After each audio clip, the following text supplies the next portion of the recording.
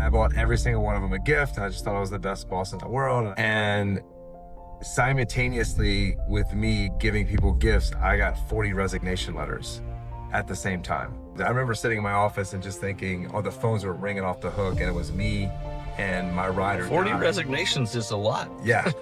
So there was a coup, if you will, planned against me when I came back, that everyone was going to leave. And in that moment, I just said, okay, I could blame this on them, or maybe I need to take a look in the mirror, because if 40 people are saying that this is not a great environment for them to work in, there's something that needs to change. And that's when I started reading Maxwell's books and other leadership books. And I realized my job was not to tear people apart, but my job was to build people up and build on what they were good. And the problem was I just had the wrong people in the wrong seat on the bus. Through that experience, it made me who I am today. So, that was the best, worst thing that ever happened to me. Hello and welcome to Keep Shining with Stuart MacMillan. Today's guest is Jay Adkins, a good friend and a powerhouse in business, mindset, and personal transformation. He's the founder of Provest Insurance Group, co-founder and president of Agency Sales Academy, and the author of a great book, Success Psyche. This is a book that outlines 12 massive actions that can unlock lasting success. Jay has coached thousands of people across industries like insurance, network marketing, and he leads with an approach rooted in responsibility, service, and measurable results. Whether he's building high-performing teams or mentoring others to discover their potential, Jay's message is simple. You already have what it takes, and it's time to act on it. He is the father of two beautiful girls, Luna and Sky, and the husband of Ximena. And I would like you to join me in welcoming Jay Adkins. Keep shining, be a light. You were made to be a lighthouse, shine bright. Keep shining, be a light. Jay, welcome. It's been a while. You and I actually used to interact almost every day for actually a number of years. So it's been a little bit of a difference for me when you and Ximena are. I used to also live in Miami, so that helped. A bit of an adjustment for me not to have you in my life every day. So great to have an opportunity to chat, and I really appreciate you doing this. For those of you who don't know, we're doing this on a Sunday, and Sunday is a very special day for Jay and Ximena, and so he. Tell them about why Sunday is a special day for you and Ximena. It's a sacred day for us. We only spend time with our family typically, unless a great friend calls you and says, I'm traveling the world and running a big business now, and so this is my only available time. But yeah, I mean, it's a commitment we made to the family, that Sundays, and typically I would say most of Saturday is our day. And it was just a commitment we made to each other, because we work hard Monday through Friday, and we just have to have that time that's for our girls and for our family. And it's funny, our on Friday we always go on date night religiously, and we ask our daughters every Friday, what's tomorrow and Sunday, and they always say Papi and Mommy Day. So it's That's awesome. they get 100% of our dedication, no phones. It's just us and them, and so it's something that we won't regret for sure in the future, and it's something that they will always remember, and hopefully they carry it on with their family and their kids as well. Yeah, being an example is huge. It's interesting because one of my first questions for you was always like, every time I call you, you've got some new project, but you don't get rid of the old ones. Well, you do get rid of some, I know, but you're able to maintain. We're going to do this. We're going to do this. We're going to do this. How do you keep it all moving and still do what you're talking about, like be their great husband, great dad? Well, I mean, I guess the first thing is just the commitment to the schedule that I have, the commitment to the schedule for me when I work on myself, and then the commitment to the work schedule, and just being very um, disciplined and intentional with every single moment of every single day. So, I mean, my typical work schedule is 11 to 7. I don't take any meetings before 11. Don't do anything after 7. But those 8 hours are very intentional and very well planned out.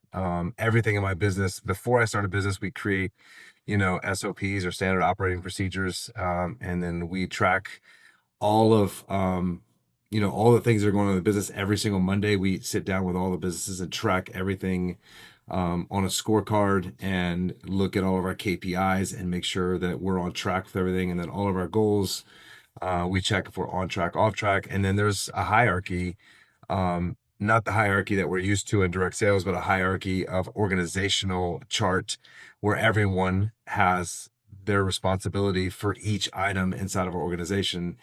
Never does two people have a responsibility for anything, a to do or a rock, what we call rocks or goals that are set up quarterly. So it's only one person, and that person is held accountable. So I think that's the best way and the biggest advantage I have over other people in the entrepreneur world is just I've created this system to be able to allow myself to scale everything that I do, and it doesn't depend on me.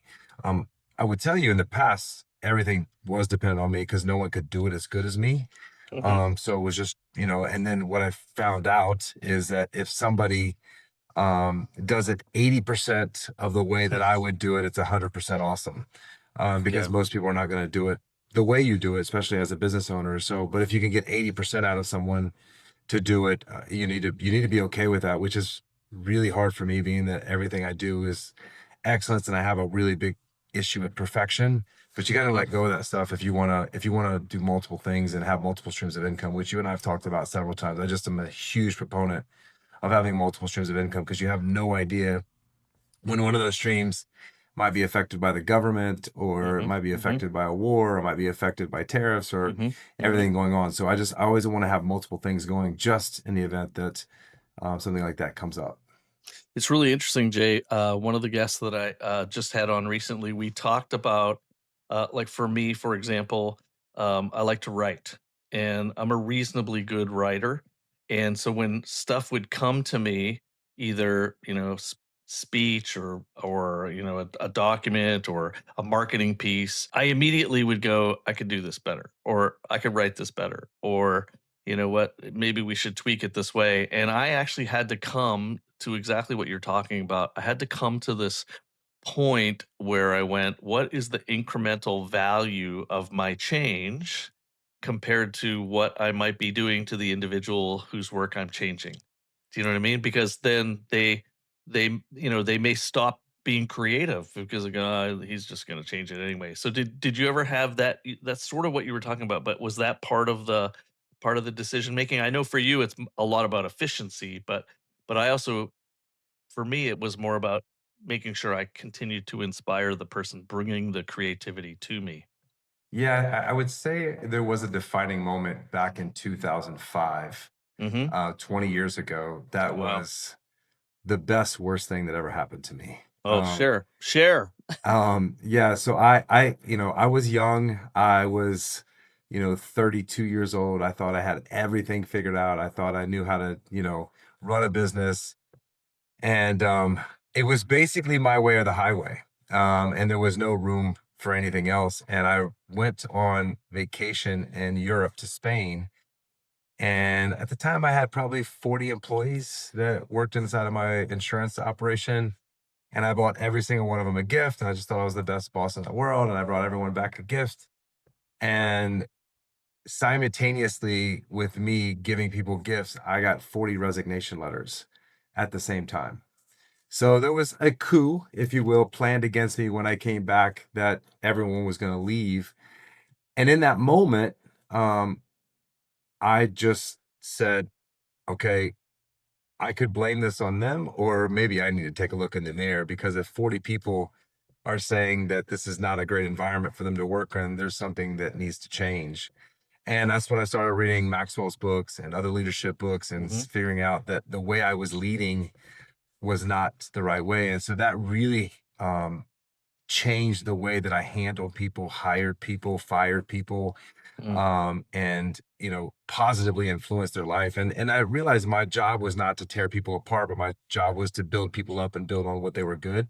And the problem was I just had the wrong people in the wrong seat on the bus. And Mhm. I was trying to make people do things that they weren't fit for. And Hmm. so through that experience, it made me who I am today. So, when people say the, statement, it didn't happen to you, it happened for you. Literally everything in life happens for you. In the moment, it feels like it's happening to you, but always 1000% of the time, it's always happening for you to show you a different way or show you how to do something different. And that was a defining moment for me to realize that, I'm not going to get 100% because it's not their Hmm. business. But if I Hmm. get 80%, then it's 100% awesome. And when you have that Yeah. mentality, your relationships, and then instead of getting 80%, you'll get 85%, you'll get 90% because people Hmm. love what they're doing, and then they have more loyalty, they have more ownership. And so it was but again, the worst best thing that ever happened. I remember sitting in my office and just thinking, oh, the phones were ringing off the hook, and it was me and my ride or 40 die. resignations is a lot. Yeah. And we were just like, what are we gonna do? And I remember my operations manager, she was my ride or die. She was with me for 25 years until I sold the business. And she just said, we got this. There's nothing we can't handle. And Hmm. I just remember thinking, thank God for her, because if it would have just been me, I would have just, at that point, I would have been like, man, maybe I just need to sell the business. Maybe I'm not cut out for this. But it was the best thing that ever happened to me. That's awesome. That's awesome because I think I actually saw you do a reel, or I saw you do something not too long ago, about a year ago, where you specifically talked. I don't know if you mentioned this particular instance, but you did talk about the fact that people don't leave organizations; they leave people, Yep. right? And I think you were challenging someone at the time to take a look at themselves, and people don't leave because they're selfish. Well, maybe they're thinking about themselves, but they're leaving because of your behavior, not necessarily just because they want to move. 99% of the time, people don't leave because of money either. Nope. It really has nothing to do with money. The reason most people leave is because there's no opportunity. Hmm. So if there's an opportunity for them to make more money and it's a great place to work, they will never ever leave you. I mean, I remember I just kept telling a vision to my team, my operations manager, my COO, my CMO, my president. I just, all every day, every meeting was all about what's coming next and what we're working on. And that kept people with me for 20 years because it was like they were a part of the vision and they knew where we were going. So like really, really painting a vision for people that you're working with and letting them know they're a part of it. And it's Right. not just your vision, not just your success. I think is another key to keep employees and keep people engaged because they feel like, okay, I'm on this road with you and Right. he can't do it without me. And I let him know, listen, I can't, all these things that we're going to do can't happen with just me. It happens Right. with all of you. And you guys are going to, be benefited and compensated for this vision and this And journey. you also, yeah, you also have the opportunity to encourage people, right? So I think people want to be in an environment where they feel like they're winning as well. So, Yeah. one of my old mentors used to say, "Everybody has a sign on them that says "Recognize me," and my old friend Rita Davenport said, "People do more for praises than raises." Like just So true. encouraging people and showing them. But I like the other thing you said, which is creating a vision. One of my axioms is, if the promise is clear, the price is easy, right? So if you're creating a vision and a promise, we're gonna get here together. We're gonna do this. We're gonna do that.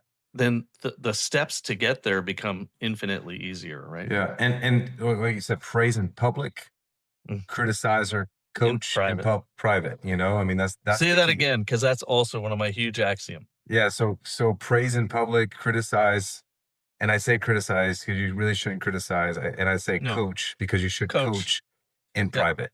And because some people's egos get hurt, and when you're Hmm. even coaching in front of other people, so it's always best to just take that situation, write it down in the moment, and Hmm. then say, hey, listen, in the meeting today, I think you could have handled this differently, or you could have said this differently, or if they're on a phone with a customer and they're in a big group of people, and instead of doing it in front of people, always take them off to the side and coach them, and they're going to be a lot more receptive to it because their ego's not in it.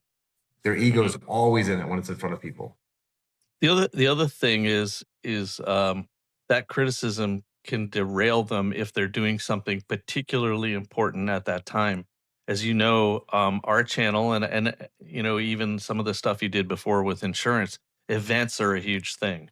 and events always have tension and crisis. And we often say most events, to the people who are attending, it looks flawless, but behind the scenes, like a million things are happening. And I had to learn early in my career, in my 30s, that the middle of the event isn't the time to start hammering on the event people, or to go like, what the heck's going on, or Just take notes and yeah, then it's exactly what you improve. said. Take notes, and keep encouraging them, and then use the time afterwards, because you will derail people if you criticize in the moment. Sort of what's happening now. From time to time, in order to get things done, you've got to address things on a timely basis. But I want to take a bit of a step back, because we talked about your discipline, around metrics, and every Monday checking in on that. Talk to me a little bit about, I know how much you love your girls. How do you balance, like, you work from home most of the time, and I'm sure there are times when Luna says, "Poppy, like, I want to talk to you." And as the loving dad that you are, how do you balance, your family, and go, "Hey," or are there things you tell them that help them understand why it's important that they give you those 8 hours that you talked about? Yeah, that's a great question. So a lot of times people think they can't talk to their kids, about this stuff. And so like, I want my kids to understand the life that they have, the house that they live Mm. in, the vacations that we get to go on, the Disney trips that we go on. And so I just asked them, like, do you love the house that we live in? Yes. Do you like to be able to go on Disney cruises or go to Disney? Do you like to go on vacations? And they're like, yes. And I'm like, all of those things cost money. And so we can't do those things unless Poppy works. And I need to work these 8 hours every day. And so with my daughter, Luna, she's progressively getting a lot better at golf. And so when she's out there and she's feeling good because she's hitting the ball well, and I'm like, do you know why you're hitting the ball well? And she was like, practice. And I was like, practice is what? And she was like, work. And I was like, exactly. Because sometimes practice isn't fun, but it gets you a result. And so for me, I need to every day work 8 hours. And now they understand. They know the schedule. They know that in the morning it's theirs. They know in the evening it's theirs, but they know between 11 and 7. And they even know when I have to travel sometimes that it's, I mean, like, why does Poppy have to travel? You have to go make money. Why do I have to make money? So we can have this house, so we can have the cars that we have, so we can travel on vacation, so we can retire one day, so I can go to college one day. So I put that in their heads now because I think it's really, really important to understand that it's not, I don't have time for you, but I have to have time to work to make money so we can have all the things that we want to have in our life. And not that those are the most important things, but I'm fortunate enough to where I own my own business and I can plan my own schedule and I don't have to start work till 11 o'clock and, be done by 7 o'clock. And that's what I tell her. Like, this is the great thing. Like, the cool thing is Poppy owns his own business. So I'm in the backyard in our Mhm, office mhm, and mhm. I don't have to leave the house at 7 in the morning to drive to an office and be gone all day. So what I want you to do is appreciate the things that we do have versus, we can't do these things. So, and she's getting it now with school and understanding she has a schedule and she has a golf schedule and she has, the things that she has to do. She has a reading schedule just like I do. She has to read in the morning when she wakes up. She reads before she goes to bed. So that's the way I explain it. That's, I guess, the long answer, but I just explained of the why. I mean, if you explain to most people, even your employees, the why of why we're doing something or why something is happening, instead of just saying I gotta work because I gotta work, because that's how most parents, my friends, they lead. It's like, I gotta work, like this is part of life, and it's like, but why? So get into a little bit more detail. And if you manage your employees that way and say, hey, this is what we're gonna do and this is why we're doing it, then everyone is going in one direction and they understand it versus do this Yeah, and it goes there's no back to, if explanation. the promise is clear, the price is easy, even for your kids, right? Yep. And knowing you, and having been around your family, I'm going to lead you a bit. Um, when we say the promise is clear, the price is easy, I think one of the other things that you've done a good job of is honoring your promises to your kids. Now, I'm sure you do that to your employees as well. But talk a little bit about that, because that's super important. I know I have a 3-year-old grandchild, and when her mom, my daughter, would travel, every time my 3-year-old sees an airplane, she looks up at the plane and she goes, "Mommy always comes back," you know? And so I know in your life you've planted promises. Talk about maybe how difficult it is, and how do you do that? So, um, my wife, she said this to me the other day, and it was so nice for her to hear. She was like, you're such a man of your word. And it started when I was really, really young. My grandfather really taught me that as like the only thing you really have is your word. And when you tell somebody you're going to do something, no matter what, you do it. And we could talk about this if you want later on, but I think it's even more important to keep the word to yourself, which most people don't do in life with most things like diet and exercise and taking care of your body. But and becoming a man of your word is really easy if you think about your ego because we don't want to let people down.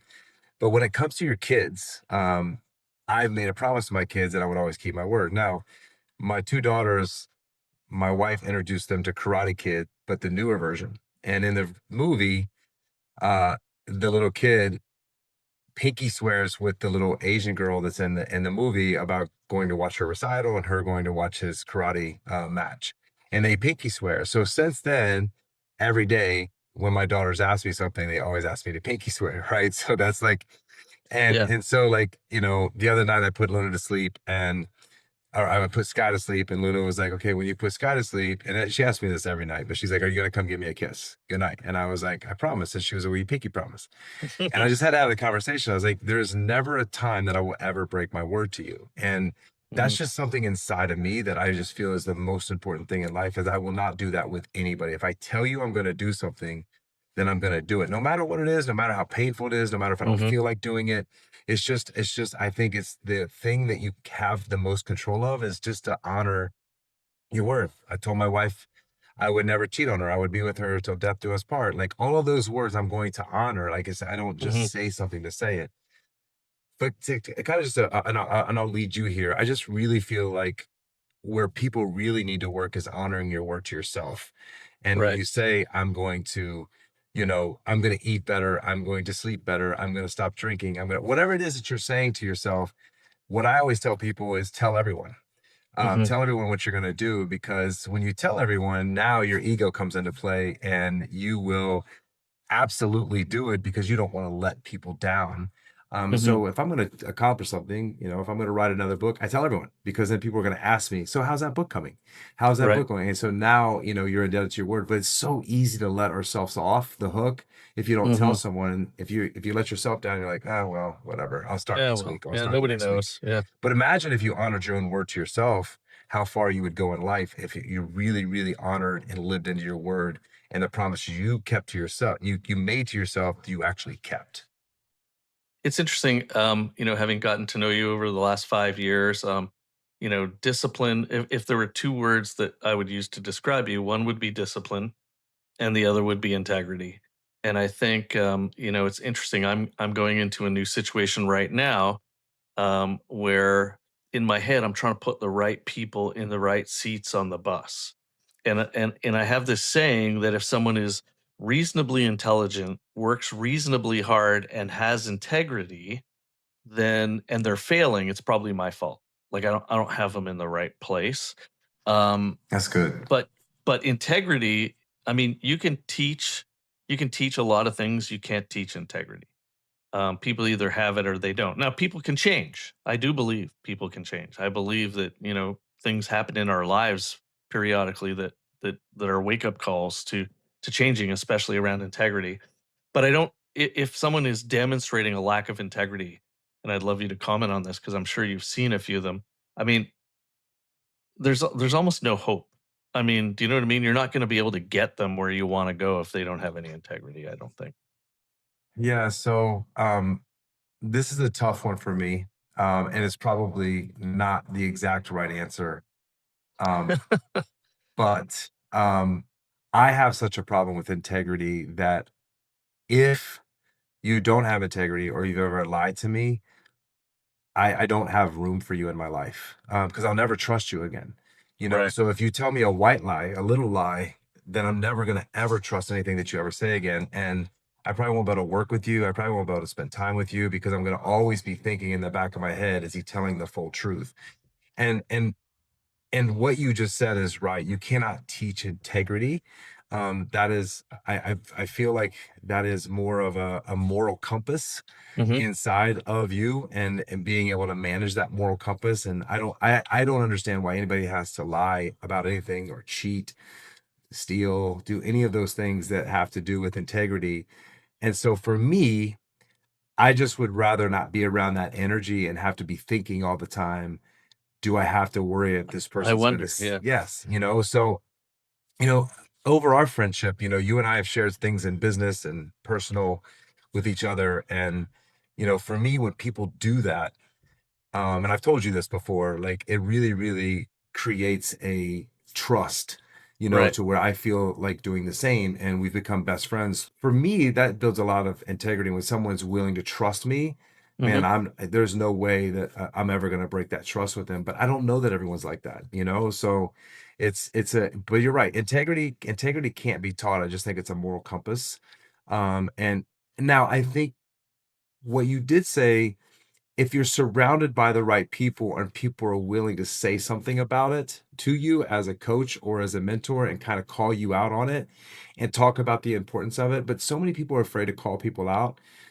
One thing I'm not afraid of is that. Like, I always feel like I can call people out and just say, hey, listen, I'm going to tell you, like, this didn't go well with me. And to get my trust, it's going to take a lot of time, effort, energy on your part. And I don't know that you're going to be willing to go through that. So it might be that we just need to part ways and go a separate direction. And if somebody fights for it and says, no, no, no, listen, I'm willing to do whatever it takes to earn that back, then I'm open to it. But for the most part, Yeah. people don't change. But if somebody gets around somebody like you, I really think that they could change. I think that you would be willing to have that conversation with them and talk about the importance of it. Because, a lot of people end up the way they are based on the people that they've surrounded themselves with. And if you Right. don't surround yourself with the right people, sometimes you can create bad habits, and integrity is something that can become a bad habit. Yeah. There's I'm not sure where it is in the Bible, but there's a line that says, "Bad company corrupts good character." So, So good. choosing our friends wisely, choosing the people we choose to hang out with wisely, choosing our mentors wisely. And I think one of the things you just said that just resonated with me is the world needs lights. We always talk about the lighthouse and keep shining, be a light. And I'm thankful that you have been a light to a ton of people. But we almost have a moral obligation to share with people, especially if we care about them, when they're not quite, in the right place. The Bible also says iron sharpens iron. You and I have talked about that one a lot. So you want to be around people that you give approval to. Like you and I have this. We've never actually talked about it, but we have we have tacitly given each other permission to hold each other accountable. And I think you need those kinds of people in your life, right? Yeah, I mean, I think with us, it's unspoken. Yeah. Yeah. Like That's some right. people you're so close with, it's kind of unspoken. You don't even really have to talk about it. Just it's just there because you kind of develop that relationship with one another. Yeah. Sometimes you need to ask if people will hold you accountable too. So don't be afraid. Don't be afraid if you look up to somebody to go out there and say, "Hey, I would love for you to be my accountability partner and keep me on the straight and narrow." That has nothing to do with you being good or bad. It's just, I mean, as human beings, we sometimes, and it could be holding you accountable to working out. It could be holding you accountable to, going out and or spending time with your family, or maybe getting off your phone at 7 p.m. at night. And if test them, send them a text at 7:30. If they respond, be like, hey, yeah, hey, you're supposed to be on do not You're not disturb. supposed to be That's right. you're not supposed to be responding to this. That's right. Let's jump into your book. I see it behind you, Success Psyche. You talk about 12 massive actions. Um, Now I'm doing a little. I'm following your lead. I'm actually writing something right now that has some elements of what we need to be, and but I also know that some of the things that I'm saying you need to be are a challenge to me. It doesn't mean that I'm not trying, but I'm actually trying to be transparent and go, this one's tough for me. Like I recognize how important it is, but when you talk about your 12 massive actions, was there one or two personally that you struggled with and then they became second nature? As I went through this process, like this book that I wrote is really my now playbook. So I would be lying to you if I didn't say I struggled with every single one of them to really make them habits. Um, in my life. But I would say the one that I struggled with the most is the success snowflake, and not comparing my success to other people's success. That was probably the toughest one for me because growing up, I always was the poor kid and never had money, and was beat into my head that we don't have enough money and we're not the Joneses and money doesn't grow on trees, and all these things were beat into my head. And so, when you don't have, you always wish you did have. And so my whole life, my measuring stick was money and material, and what kind of car I drive, and the houses and vacations, and where I'm staying. And so for me, that was my biggest one that I had to live into, is I had to determine exactly what success looked like for me. Just for Um, you for specifically. me, Yeah. my success snowflake, my individual success fingerprint, and what does success mean to me? Because especially with social media now, it's really hard to not compare yourself to everybody that's on social media. And social media is the biggest scam and biggest lie on the planet. I mean, no one shows the bad stuff; everyone shows No, the I was great gonna say stuff. what you're comparing yourself to isn't reality, Yeah, you know? correct. And we think it is because social media has become a reality television show for a lot of people, and they're so consumed by it and watching it so much. So, that I think that was it. And once I really dialed into what success meant like to me, and what the definition of was it for me, then I was able to focus on me and not focus on the outside world, and really determine my own path. So I think that one was big. And then I think the second one that took me a while to get into was, you know, really developing core values that really I could run every single decision through in my life. And, those changed over time as I was growing and making mistakes. And, I came up with four that I've lived the last 15 years of my life into. But before that, I was just very kind of confused around, this set of core values. Well, you're gonna have And to tell us what the 4 core values are, so obviously. it's an acronym, Okay. and the acronym kind of just happened. But the way I say it for people to remember is easy. It's feet, because your feet are what takes you everywhere you go. Your feet takes the first step into anything you're going into. And so, feet. The first one is, the I have to have fun in everything that I'm doing. If I'm not gonna do it, if I'm not having fun, Yeah. so if I start a new business, or if I'm, inside of the business, if it becomes not fun anymore, then I don't want to do it, because life, I feel like, is about fun. And, obviously there's going to be stressful moments, but still, if the overall business or overall thing that I'm doing is not fun, I don't want to do it. And the second one is E, and that is excellence.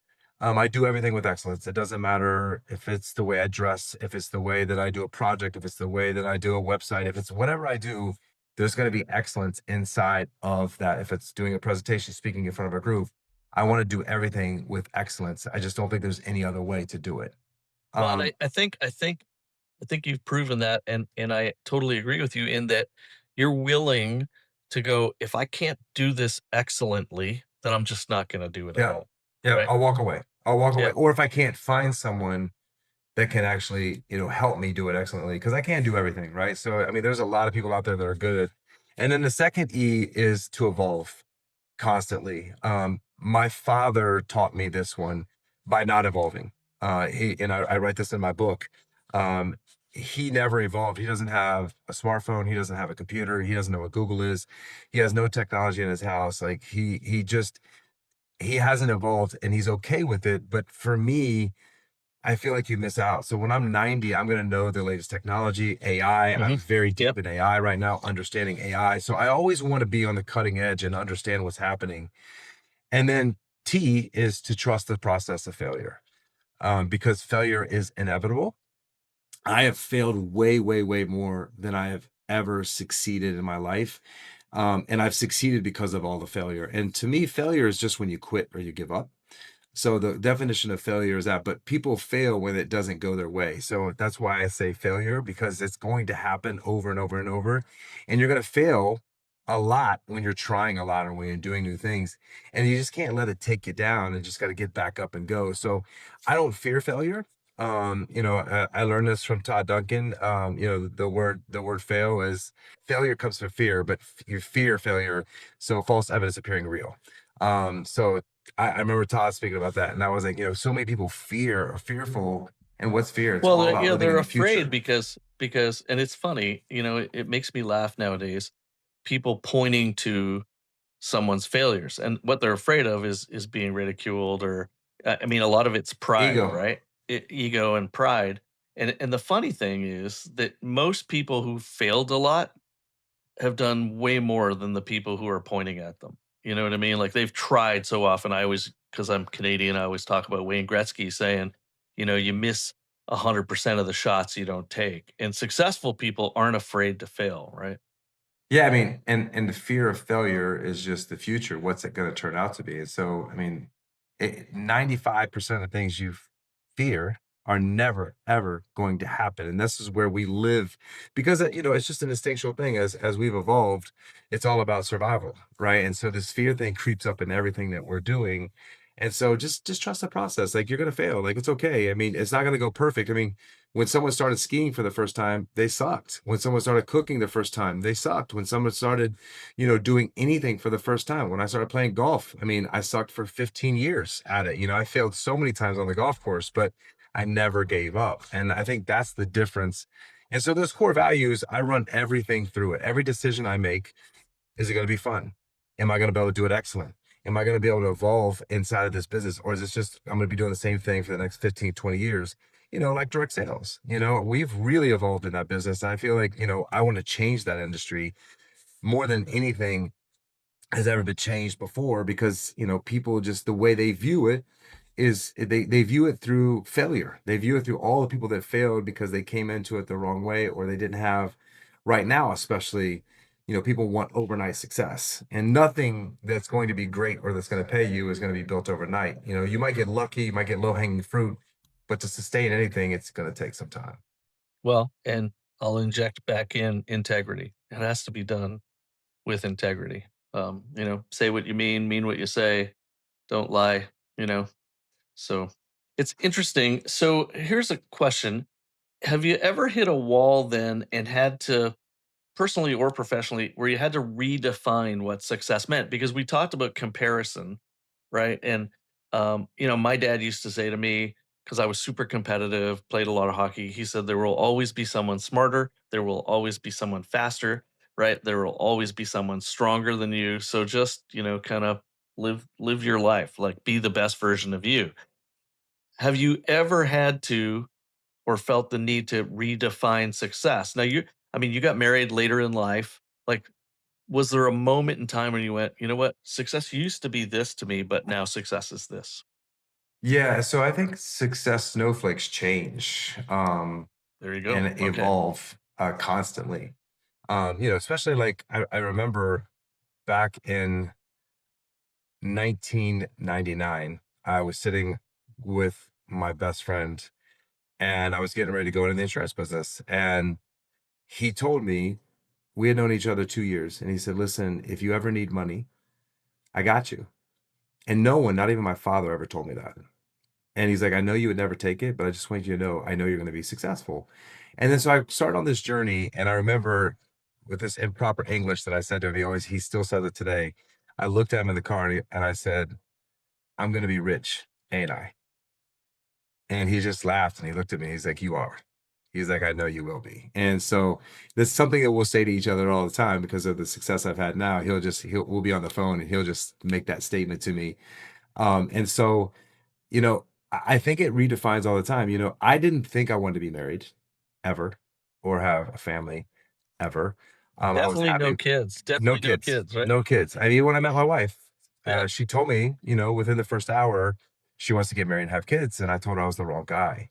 Um, and thank God I didn't miss out on that, right? Because having kids is, something you can't explain. And it's a love you'll never have towards anything else ever. I mean, matter of fact, my daughter, I tell her how much I love her every night. And I always tell her, you'll never know how much I love you until you have your own kids. And she's like, what do you mean? I'm like, you just won't know until you have your own kids the love that I have for you. And so today, for me, success starts with my family first. I would have never thought I would have said that 10 years ago. My business was the most important thing, but my family first feeds my business. It gives me the energy, it gives me the drive. And I remember when Luna was born, I actually had the pleasure of delivering her. My doctor allowed me to pull her out of her mother. It was the best experience ever. And I just remember that moment thinking, oh my God, like Yeah. my life is different and Good. everything I do, I will do for you. And so it just gave me another gear. It gave me another life. So for me in that moment, success changed immediately. It wasn't about how much money, it was what kind of life I could provide, what kind of safety I could provide for my wife and for my kids. So now that's the biggest thing that I think I focus on, now. Before it was how big was my bank account and what kind of cars was I driving, and I was young, but now it's not anything about that anymore. It's really just the life that I could provide for my family. And so it's okay if your success changes. And also, you know I I chase success or money in a different way now. Now it's just a measuring stick of how many people I've made successful versus Right. how successful am I. So my It's number huge. changes, how Huge. many people I can, donate money to charity to, or how many people I can help make money to change their life. So it's just a completely different thing. So, for your listeners, like it's okay if it changes. And you should actually sit down and reevaluate it every year. You should sit down and say, okay, what does success mean for me today? And then write it down and then watch your journey and read back to your journey and see where you were 10 years ago, 5 years ago, 2 years ago, where you are today. Because we have to evolve, like you said, Absolutely. right? We Yeah. have to evolve. I think, life experiences, kind of do that to us. So you and I talked to you a few days ago and talking about your new business and how you and Ximena are working together. It never ceases to amaze me how a married couple who have an incredible relationship, how their impact can be exponentially greater than the sum of the parts. And I've just loved seeing you and Ximena work together. You guys are doing something now called the Wellness Revolution, and I want to talk about that a little bit. First of all, what made you decide to jump into the wellness revolution? Although I would say, having known you for, a number of years, you were sort of already there. You just hadn't defined it yet. I don't want to give you your answer. And then let's talk about health, wealth, and mindset because that seems to be the sort of the foundational pillars to what this wellness revolution is. All right. So let me, my whole life, I've taken care of myself. And I always tell people this because I think it's important to know the evolution. But I always took care of myself. And this is me being just 1,000% transparent with you and your listeners, was for vanity purposes and vanity purposes only. Yeah, I had no health involvement whatsoever. I was young, just but wanted to look good. I wanted to look good with, look good naked. Yeah, And that yeah, was really the biggest reason I did it. I started working out when I was young. I started getting results, and so then you get attention, and once you get attention, you don't want that tension to go away. And so that was really why I did it, and so that really paid off for me. Doing that now it's like paid off for my health, even though at the time I was doing it for vanity. And then I would tell you, Sky was born in 21. And I remember the moment she come out, for some reason, I started doing math in my head. And I was like, when she graduates high school, I'm going to be 63 years old. Oh wow. my God. Like all of her friends are going to think I'm a grandpa. Like they're going to be calling me grandpa. And I'm just like, and then I'm thinking, so I'm going to be like in my high 50s when she's maybe playing sports in school. This just all comes out. Yeah, I'm holding her, and all these thoughts are going through my mind. And I was like, you know what? I really need to focus on my health. I need to be 1,000% with them. I need to be able to do everything that they're doing, have the energy that they have, and be the best father and be the best mentor to set them up for the best life ever. And in that moment, I remember February 6th, 21, I was like, I'm changing everything. I'm changing how I sleep. I'm changing how I work out. I'm changing how I eat. And not only that, I'm going to really dig deep and I'm going to really start to research. And the first thing that I discovered was a whoop that, and I read in Tony Robbins' book, Life Force. He put in that book, what you track and measure is what you can affect and change. And so right around that time, Andrew Huberman, Peter Attia started doing all these podcasts. And so all this information that was really not out there before, that was easily digestible, I started listening to it and consuming it and really trying to understand this. And then I was like, you know what? There's not many people that have this information or read this information, and there's a lot of conflict. And so my wife and I decided that we were going to go into the wellness space and really start to educate, especially in the Latin community.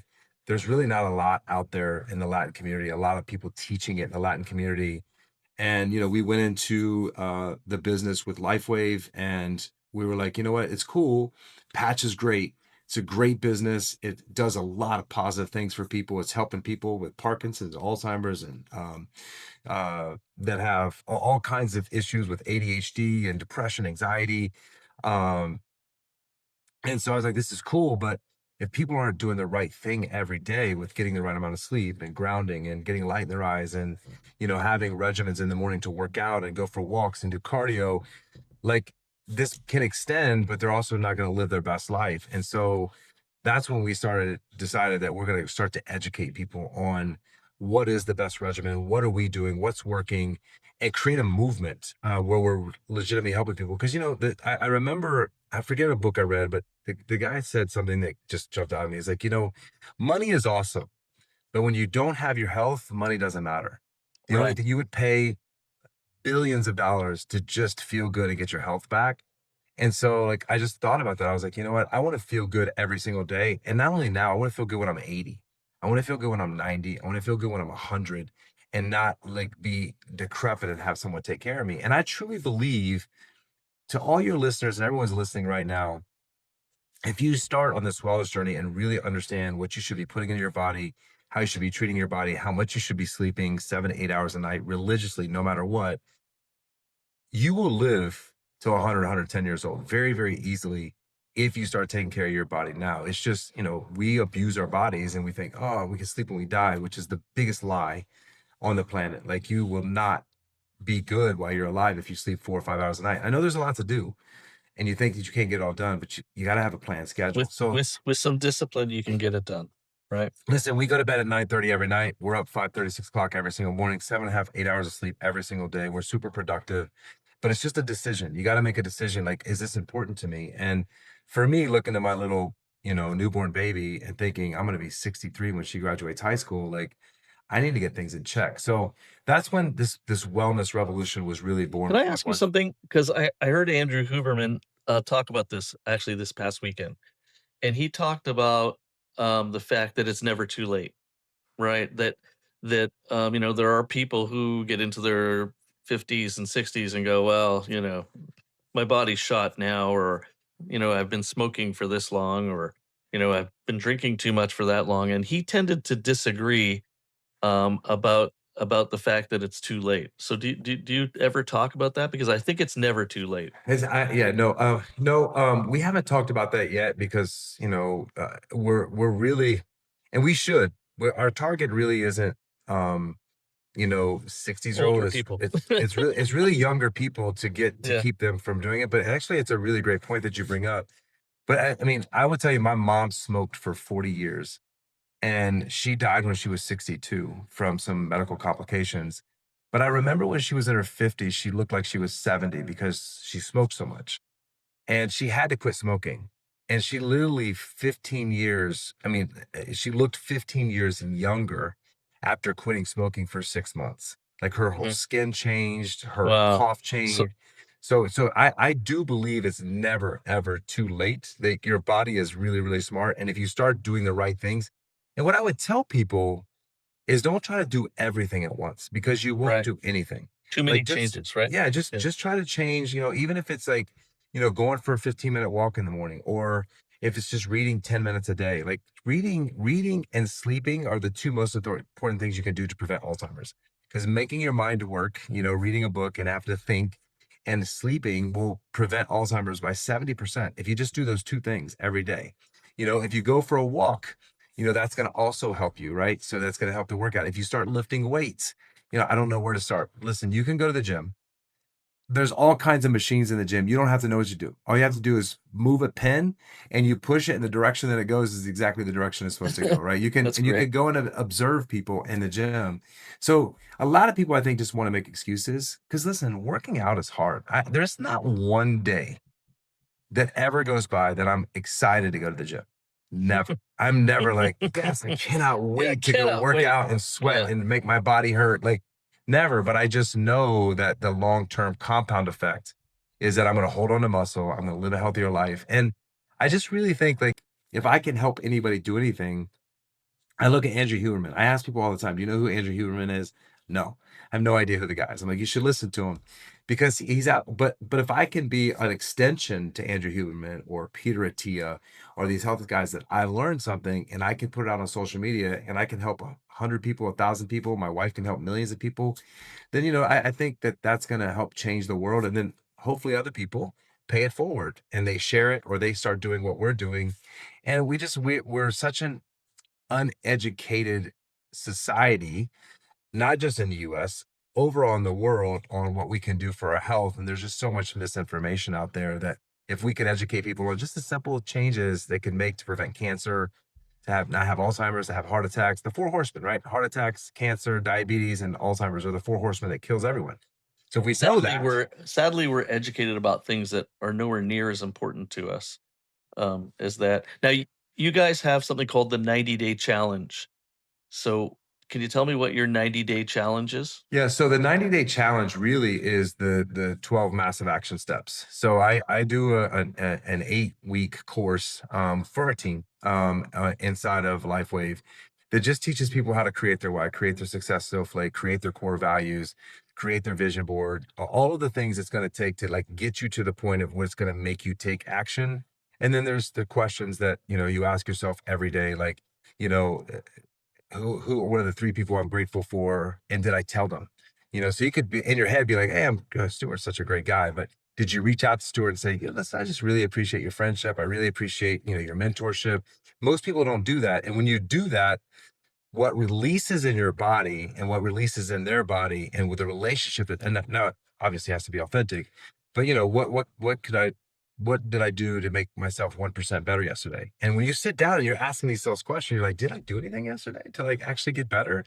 And after you ask yourself that question multiple times, and you're like, every day, you're like, okay, I need to do something today. If it's reading, if it's listening to a podcast, if it's, getting some information online about AI or whatever it is, how did I get better? So that's the 90-day massive action plan is one, to create a system for you to go start taking care of yourself, to be able to have part of the 90-day massive action plan is a morning routine. So I have a morning routine that's very rigid. I wake up, the first thing I do is meditate in the morning. The next thing I do is I'm going to read. The next thing I do is going to write. The next thing I'm going to do is ground. The next thing I'm going to do is going to go for a walk. The next thing I'm going to do is going to work out. Like every day, 7 days a week, I'm doing these things. And so they've made me better. And night routine, at 7 o'clock every night, I'm putting on my blue light glasses. My phone goes into do not disturb. I'm going to go spend time with my kids. I'm going to, not look at my phone. I'm going to go to bed at 9:30. So all the things that sets me up for the next day, I'm going to do that every single day. And once you start doing that, when you go on vacation, this is the only thing bad about it. When you go on vacation, the morning routine and the night routine, when you have your kids with you, is not as easy to stick to. Yeah, So you, yeah, you yeah, can't wait to get home from vacation because you're like, I want to get back into my routine because it yeah. makes you feel the best. I mean, I think though that if you embrace vacation as a discipline, right? I think it's also it's as important as your 8 hours of sleep. You need to embrace vacation, and maybe part of that embracing of vacation means I'm going to let go of my routine as long as you come back to it, right? That's right. And that's the hard part. That's the hard part. But you're right about the vacations. My wife and I, we had do 4 vacations a year religiously. I mean, you have to do it. I mean, people, the workaholics, and I'm a workaholic. I'm just a workaholic with discipline. The workaholics, I think, if you can't walk away from your business, or if you can't walk away from your business for a week, you don't have a business. You Right. have a You haven't job. set it up properly. Yeah, you You're have a right. job, so your business is running you, you're not running your business. And so you got to figure out how can I step away and disconnect and actually, but the thing I miss is not work. I miss my morning routine, Yeah. because it makes me Yeah. feel amazing. So, and I try to do it to the best of my ability when I'm on vacation, but Yeah, 4-year-old and a it's not 7-year-old. always there. Yeah. Yeah, they wake up and they're like, "Nope, you're not doing this today. You're gonna be with me and Yeah. spend time with me." Now my vacations now include grandchildren, and they won't let you do anything either. So, Yeah. um, one of the things you and I have done over the last 3 to 5 years is we share books. You've shared some with me. I've shared some with you. As a matter of fact, I have one right here that you shared with me. I'm going to show everybody what it is. Yes. He shared this with me a long time ago. Got me in a ton of trouble because the title doesn't is really not related to what's inside. And my Not wife at goes, all. "What?" And I said, "Oh no, it's Jay. Jay's telling me to read it." And so I blamed you. Yeah, yeah. But anyway, I wanted to see what book have you been reading lately that you can share with the folks would be helpful. I so it's funny we're talking about the wellness revolution. Peter Attia's book called Outlive. It's very, very good, and I'll tell your listeners just to get them into it. Basically, what Peter talks about is there's medical 1.0, medical 2.0, and medical 3.0. 1.0 is basically experimental. People had no idea what was going on back in the 1900s, and they were just throwing medicine at it. 2.0 is more treatment, so we figured out, and so we're just treating problems. And medical 3.0 is in the last 5 years, it's more prevention. So what can I do to prevent the four horsemen, and what can I do to prevent people from dying, or what can I do for people not living healthy into their old age? So it's fine if you live to 90, but if you're a mess and you have to have help living and the daily activities. And so he just talks about all the things. So he talks about the four horsemen, why the four horsemen happen, and then he talks about how to prevent them. I discovered him actually from Huberman's podcast because he was on Andrew Huberman's podcast, and my friend listened to his podcast and had some medical issues, and actually from listening to his podcast, went to a specialist that was able to help him with an issue that he was having through Peter. So he's not. What I love about Peter is he's very straightforward, and he doesn't believe in diets. He says, like diets, we can't say what diet works. He said, because unless you lock a human being in prison for a year and you feed them every single morsel that goes into their mouth and you monitor every single thing, like people could go to the pantry and eat potato chips and say they're on a diet. They could go eat meat and say they're a vegetarian. Like, so he's like, we really don't know exactly how these diets work. I also everybody's DNA is different, right? Absolutely. So Yeah. different diets affect different people differently. And he also doesn't believe in fasting because he thinks there's way less benefits to fasting than there are benefits as far as in like losing muscle and as we get older. And so it's very interesting. He has some very interesting things in his book. He doesn't sell anything. He's not selling a diet. He's not selling a fat. He's not That's selling great. machines or equipment. So it's a really, really good book. I think that a lot of people will enjoy. I'm gonna go grab it. Quick question: you could tell me yes or no. Is there a new book in the works for you? Yes, there is a book, and I won't say the curse word on your podcast. It is I don't want to do anything and make a lot of money. And really the premise of the book is not about I don't want to do anything. It's about I don't want to do things that I'm not good at, or that I don't want to do, because I feel like when you do things that you like or you're good at, you thrive. And there's a lot of people out there that will do the things that you need done inside of a business that they're really, really good at. We just can't be greedy and not pay them. We have to pay them what their worth is. And if you do, you'll blow your business up. But also, it's all about SOPs and building a business and how to do that with other people and partners. And when I say partners, I look at every single employee that's in my organization as a partner. They're not employees. They don't work for me. They work with me, and I let them have a voice in my business. So the book is really just around how can you really tap into what you're really, really good at, and bring other people along the way and make money. And also, it's all on, we all have a network, and teaching people how they turn their network into net worth, and how you can do that with different types of businesses, direct sales. It could be an insurance. It could be any type of business Yeah. where you have any kind of network where you could connect people. And the other thing it's about is, we how you make money Hmm. is by solving problems for rich people. Right. And rich people don't have time to solve problems because they're just too busy and they haven't got systems and processes. So if you can solve problems for wealthy people, then you can make a lot of money. And if you can solve problems for yourself, you can make even more money. That's very cool. It's interesting when you and I talked. I talked to you about the fact that it is in line with John Maxwell, who's been teaching this for years. The fallacy that you should work on your weaknesses, And when you say, "Hey, I don't I want to spend time on the things I'm good at," right? And typically the things we're good at, we enjoy as well, right? We become more passionate about them. And John always says, don't work on, your 1 to 10 on anything. Don't work on your sixes to, don't work on your fours to make them sixes. Work on your eights to make them tens, right? Yep. And I completely I agree. mean, it's a different way of viewing things, but it's kind of cool. So we have two last questions. First one I ask everybody, who in your life was a major light for you and how did they impact your path? That's the first one. So you're going to be surprised by this answer. I have two people. Okay.